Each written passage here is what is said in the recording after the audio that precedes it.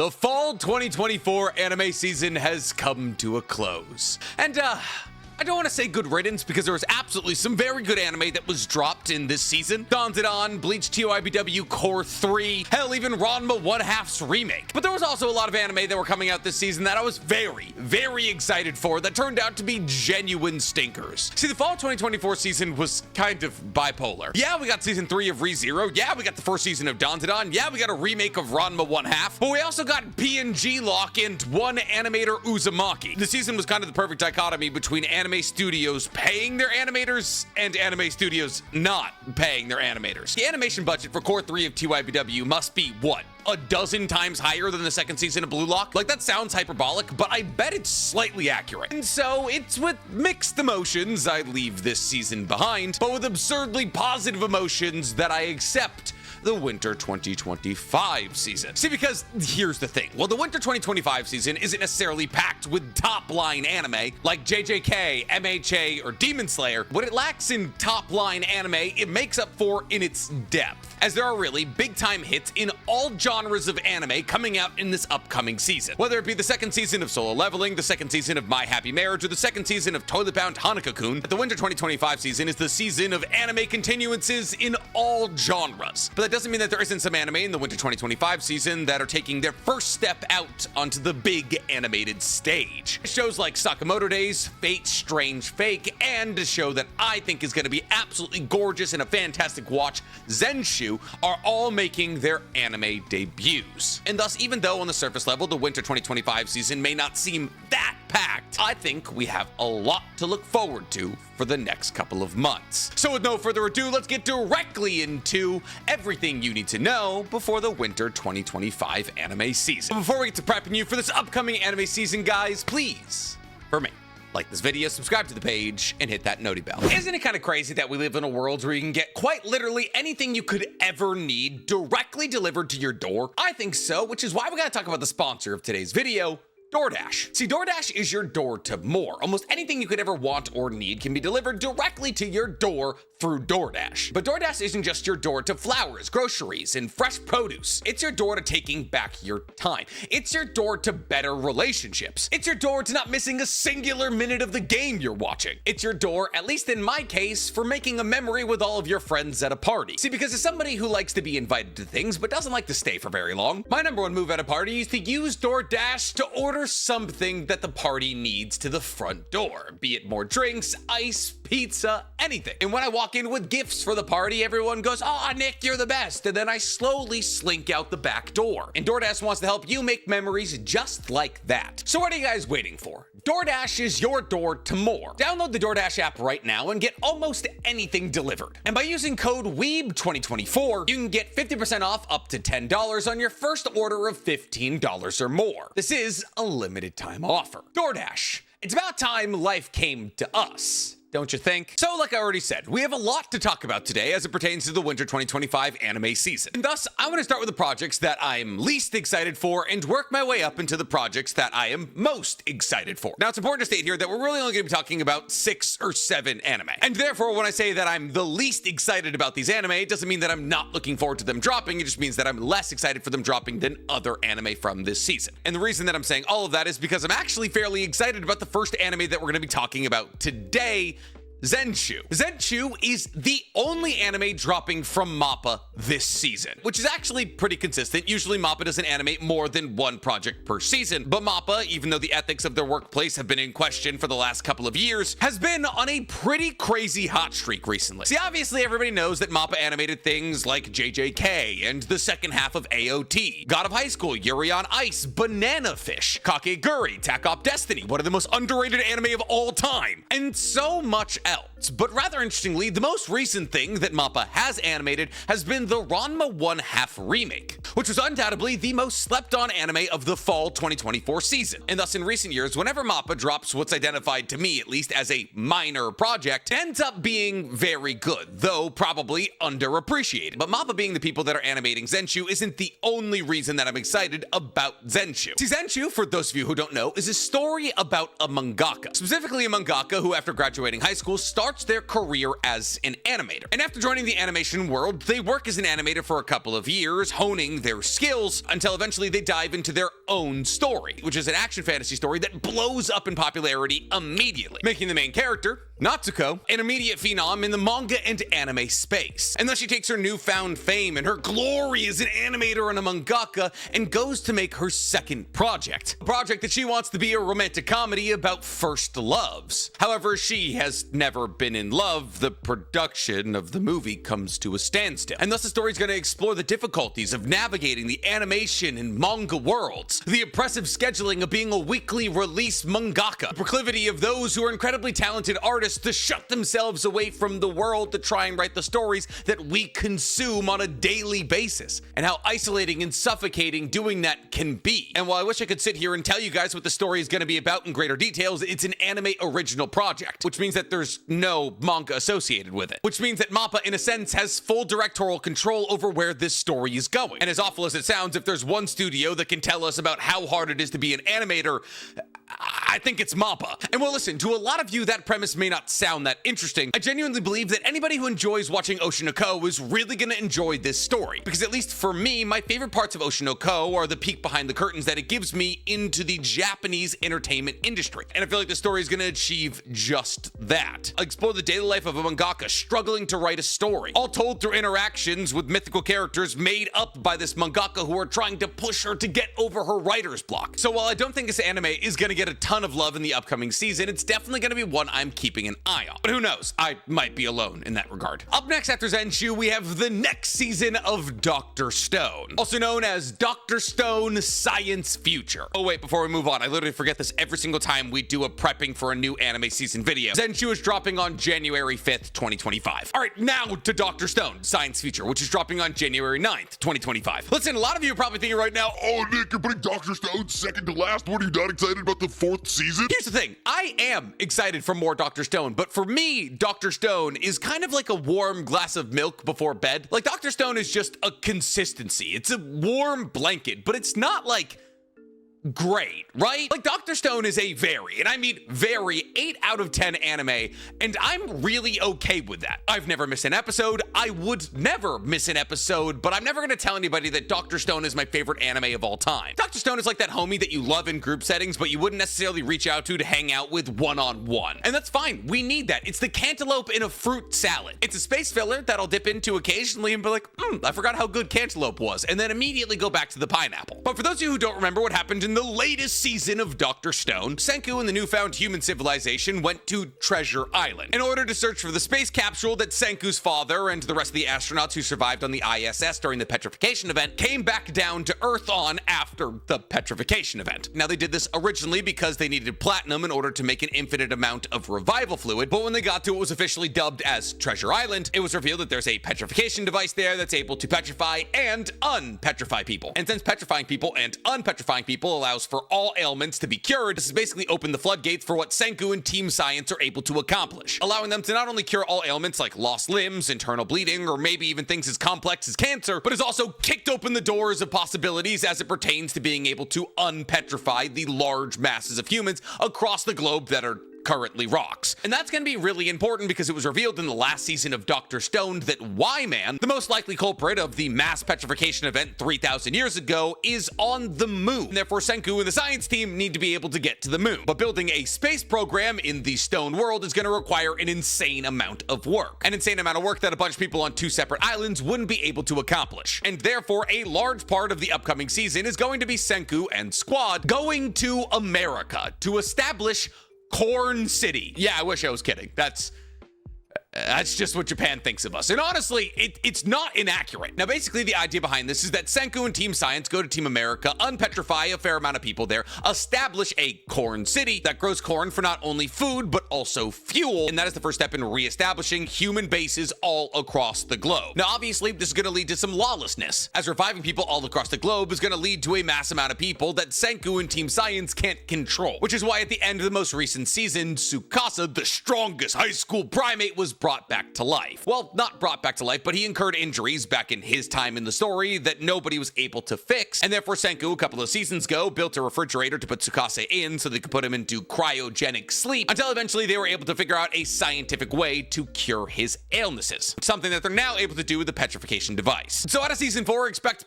possibly some bad American English out of Japanese VAs, gross approximations of what America is like, and a whole lot of corn. It's gonna be a fun time. It's Dr. Stone. It's always a fun time. Side note here, did you guys know the people that make Dr. Stone, TMS Entertainment, also make Baki and Kunichi the Strongest Disciple and Undead Unluck? Doesn't Dr. Stone feel like weirdly shoehorned into that group of anime? Anyways, after Dr. Stone's science future, we have one of the biggest question marks of this upcoming season. A question mark that I am absurdly hopeful for, but a question mark that a lot of people aren't absurdly hopeful for. Because coming up next, we have Fate Strange Fake. Now, a lot of people out there who are like myself just simply hear Fate and get excited, especially when it's a Fate project coming in the Type Moon universe. For those of you who don't know what that means, I'll explain in a second. I have to say some other things first. Now, the reason that the Fate Strange Fake anime coming out on December 31st, 2024, it's the first anime airing this season, is a big question mark for a lot of people, is because it's already kind of come out. Now, this idea isn't necessarily a new one. Fate Order Grand Babylonia was a movie that was later adapted into a series. That is to say that the concept was introduced in an hour-and-a-half movie, and that concept was later expanded upon in the TV series. And that appears to be kind of what's going on with Fate Strange Fake. See, because Fate Strange Fake, Whispers of Dawn, is a 55-minute television movie that came out in July of 2023. That is basically the exact same synopsis and plot points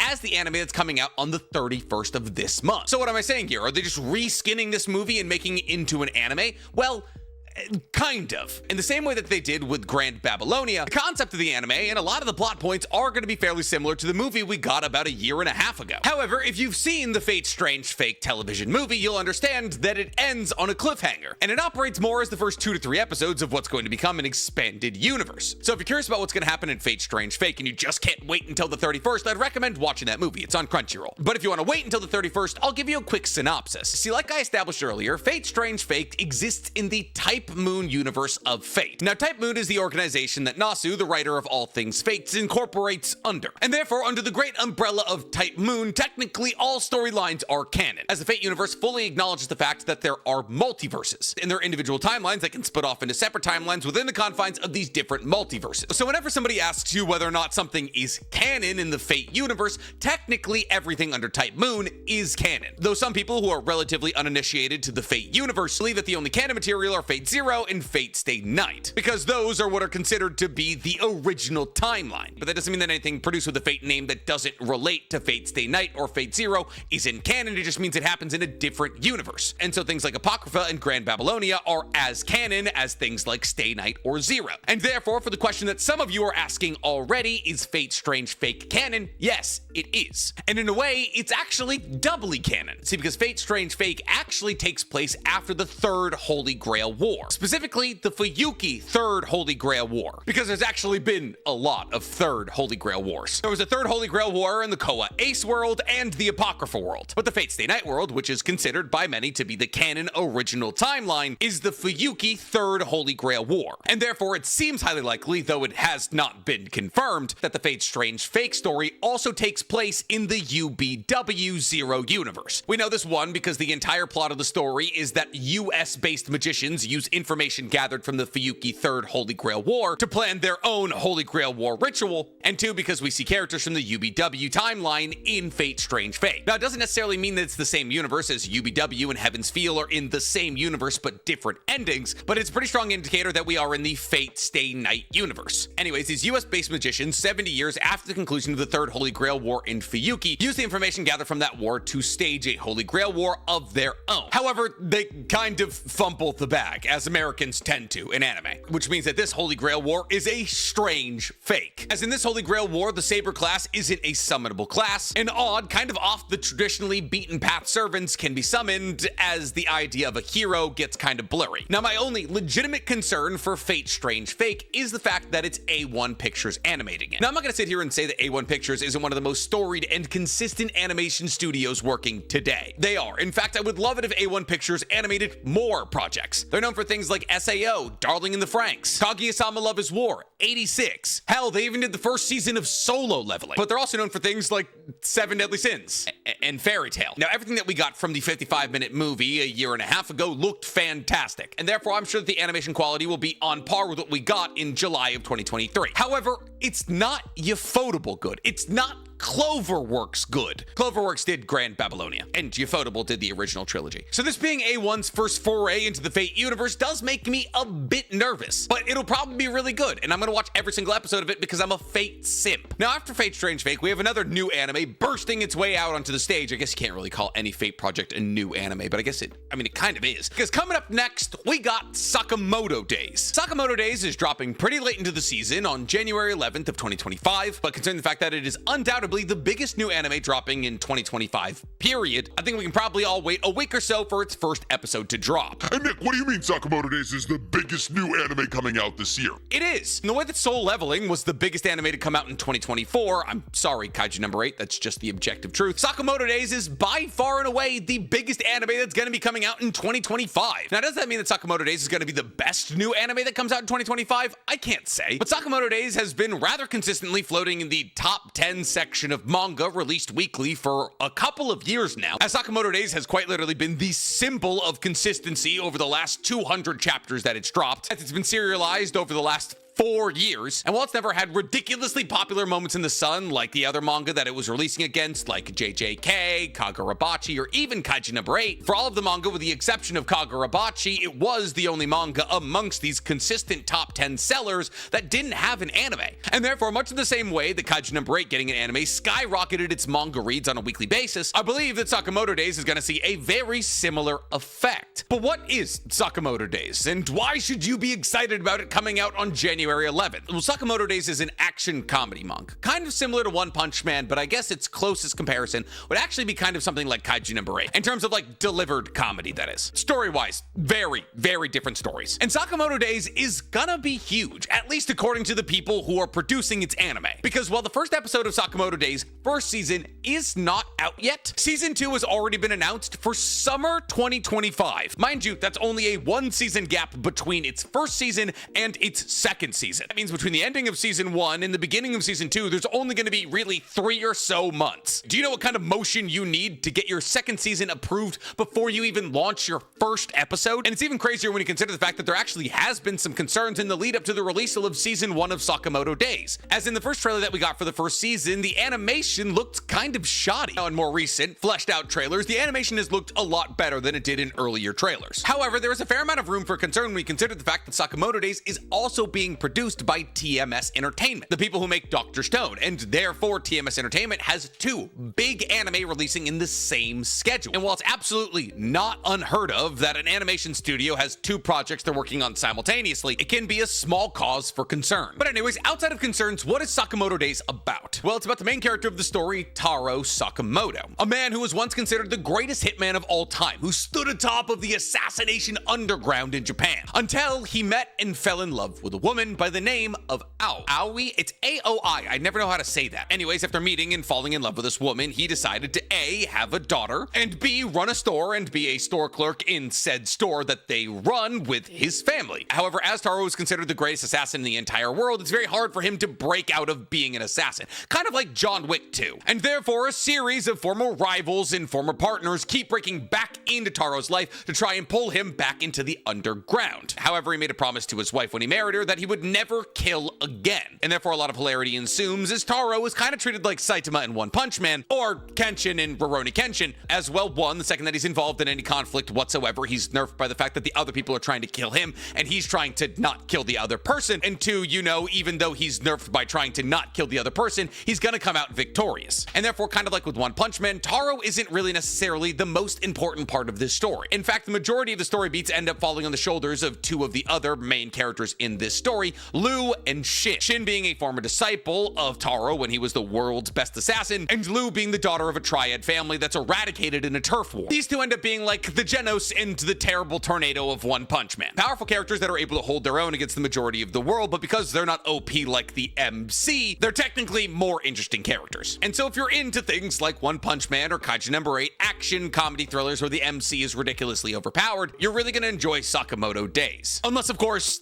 it looks bad, in which case that would be absolutely devastating, but hey, who knows, maybe by the time winter 2025 rolls around, they'll have it figured out. But right above Sakamoto Days, in my second place spot, I guess that would mean that Sakamoto Days is in my third place spot, I have the second season of Solo Leveling, which comes out January 5th, 2025. Nick, what do you mean Solo Leveling in the number 2 spot? What could possibly be higher than Solo Leveling? It's the biggest anime event of the year. And you're right, it is definitely going to be one of the bigger anime events of the year. Solo Leveling's popularity skyrocketed last winter with the release of its first season, and I do really enjoy Solo Leveling. There's just something else from the season I'm looking forward to more. It was while researching for this video that I forgot just how much of the story season 1 of Solo Leveling is already covered. For those of you who don't know, there's a lot of really good ways to read Solo Leveling. It is not only a manhwa, but it's also a web novel. Now, the manhwa version has been fully colorized and released in physical copies, and that's how I read Solo Leveling. And if I'm remembering correctly, I believe there's only going to be about 13 of these volumes released. This right here is volumes 1 through 7. And this right here is volume 4, and about 20 pages into volume 4 is where season 1 of Solo Leveling leaves off, right before something known as the Red Gate arc. Now, rather interestingly, this upcoming arc isn't called the Red Gate arc. Usually when a long-running shonen manga or manhwa is adapting a new arc, they usually adapt the name of the arc from the manga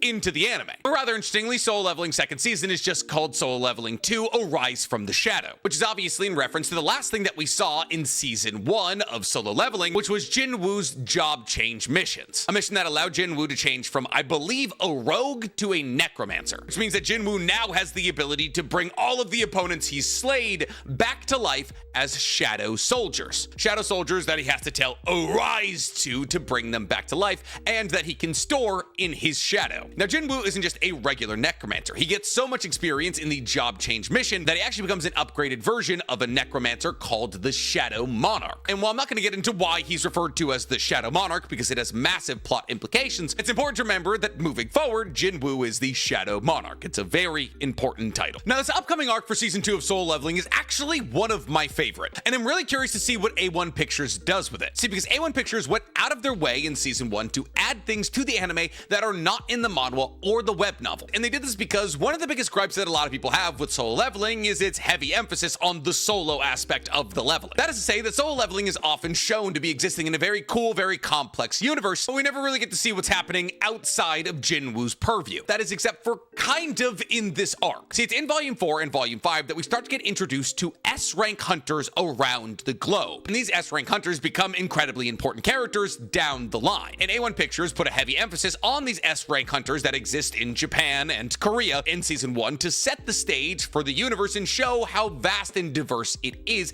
outside of Jinwoo. Now, this arc in the manhwa is called the Red Gate arc because in this arc, Jinwoo stumbles into a red gate. Now, a red gate is a bit different from a standard gate in that once a human enters the red gate, they're not able to leave the gate until one of the 3 win conditions is established. That is, either the boss of the gate is defeated, the entire raid party is destroyed, or a gate break occurs. Now, for those of you being like, oh, those are the same win states as regular gates, yes, you're right. However, with regular gates, so long as you're able to get back to the gate that you came in from, you can leave through that gate without beating the boss. And while doing this does technically present the possibility of a gate break, it does allow you, if you're overpowered in the gate, to go get more powerful hunters. On top of this, a red gate stops anybody outside from entering in the gate once humans have been trapped inside of it. So it's up to the people inside the gate to clear it or die. And this is scary because the lowest ranking a red gate can get is B rank, though they're usually closer to A rank, which means without the support of at least an A ranked hero, you're kind of hosed. On top of this, outside of the red gate, both Jinwoo and Jinho are being hunted down by an S rank hunter in this arc. None other than Dong So Hwang, whose little brother was Dong Suk Hwang. Dong Suk Hwang was the hunter that lured Jinwoo and Jinho into a gate with hopes of killing them and stealing their loot. However, Jinwoo cut down all of the murderous hunters after defeating the gate boss. And while the Hunters Guild knew that Dong Suk Hwang was killing hunters inside sight of Gates, they hadn't persecuted him because they knew his older brother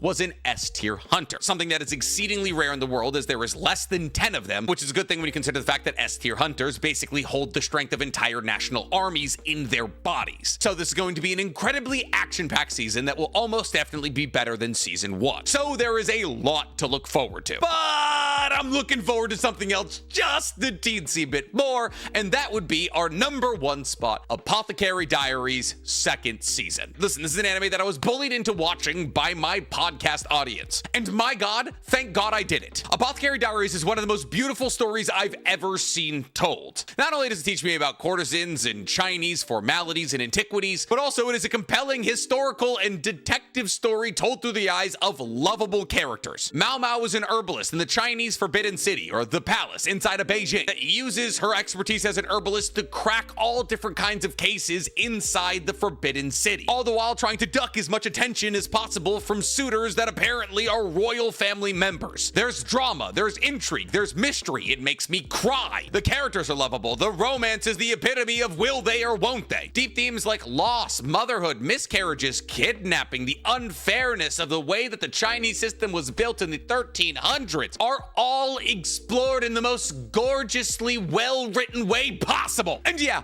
I like watching the boys do a little punchy. But as I'm getting older, I like watching the girls do a little more solvy. So yeah, I'm more excited for the 2nd season of Apothecary Diaries than I am for the 2nd season of Solo Leveling. Sue me! I can only get my girlfriend to be interested in the anime that take place in China, so it holds a special place in my heart. And with that, that's everything that at least I've identified as important that's coming out in the upcoming season of anime. Yes, there's a new season of My Happy Marriage and Totally Bound Hana Cocoon, but I don't watch either of those shows. Honey Lemon Soda looks like a really cute coming-of-age story, but once again, I'm not super interested in it. And yes, there's a Kaiju #8 movie coming out, but it's just a compilation movie of season 1, so I don't care. I've already seen it. And with that, that is everything that you need to know about the winter 2025 season. So out of this list, or maybe off this list, what is the anime that you're most excited for coming out in the winter 2025 season? Tell me in the comments below. And while you guys are down there, please, for me, like this video, subscribe to the page, and hit that noti bell. Now, if you'll excuse me, it's Friday, and my throat hurts.